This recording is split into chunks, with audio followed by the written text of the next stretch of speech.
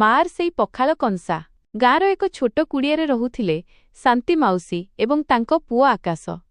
ଆକାଶ ବହୁତ ପାଠ ପଢ଼ୁଥିଲା, କିନ୍ତୁ ଘରର ଅବସ୍ଥା ଭଲ ନଥିଲା। ଶାନ୍ତି ମାଉସୀ ପର ଘରେ କାମ କରି ଯାହା ପାଉଥିଲେ, ସେଥିରେ ଆକାଶର ପାଠପଢ଼ା ଆଉ ଘର ଚଳୁଥିଲା। ଦିନେ ରାତିରେ ଆକାଶ ପଢ଼ୁଥିବା ବେଳେ ତାକୁ ଭାରି ଭୋକ ହେଲା। ସେ ରୋଷେଇ ଘରକୁ ଯାଇ ଦେଖିଲା ବେଳକୁ ହାଣ୍ଡିରେ ମାତ୍ର ଜଣଙ୍କ ପାଇଁ ପଖାଳ ଅଛି। ସେ ପାଖରେ ମା ଶୋଇଥିଲେ। ଆକାଶ ଭାବିଲା, ମା ବୋଧେ ଖାଇସାରିଛି। ସେ ସେହି ପଖାଳ କଂସାଟିକୁ ଆଣି ଖାଇବାକୁ ବସିଲା। ଠିକ୍ ସେତିକିବେଳେ ତାର ନଜର ଗଲା ଥାଳି ପାଖରେ ଥିବା ଏକ ଚିଠି ଉପରେ। ସେଥିରେ ତାଙ୍କ ପଡ଼ୋଶୀ ଘରର ମାଉସୀ ଲେଖିଥିଲେ, ଶାନ୍ତି, ଆଜି ତ ଦେହ ଭଲ ନାହିଁ ବୋଲି ମୁଁ ଏତିକି ଭାତ ପଠେଇଲି, ତୁ ଖାଇଦେବୁ। ଆକାଶ ବୁଝିପାରିଲା ଯେ ମା ନିଜେ ନ ଖାଇ ସେହି ଭାତକୁ ତା ପାଇଁ ରଖିଦେଇଛି।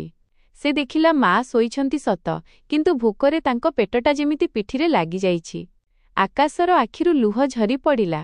ସେ ଚୁପଚାପ କଂସାଟିକୁ ରଖିଦେଇ ମାଙ୍କ ପାଖରେ ଶୋଇଗଲା। ସକାଳୁ ମା ଉଠି ଦେଖିଲେ ଆକାଶ ଶୋଇଛି। ସେ ଭାବିଲେ ଆକାଶ ରାତିରେ ଖାଇଦେଇଛି।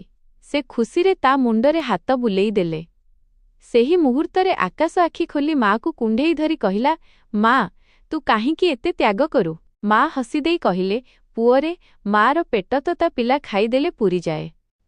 ଶିକ୍ଷା, ମାର ଭଲ ପାଇବା ପାଇଁ କୌଣସି ସର୍ତ୍ତ ନଥାଏ। ସେ ନିଜେ କଷ୍ଟ ସହି ପିଲାକୁ ସବୁ ସୁଖ ଦେବାକୁ ଚେଷ୍ଟା କରେ।